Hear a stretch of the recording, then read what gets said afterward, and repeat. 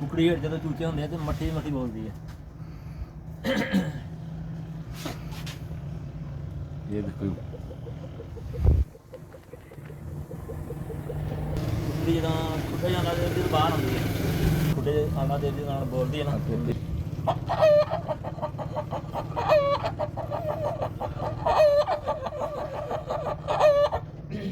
ਹੁਣ ਕੁੱਕੜ ਤੇ ਕੁਕੜੀ ਇਕੱਠੇ ਬੋਲਣਗੇ।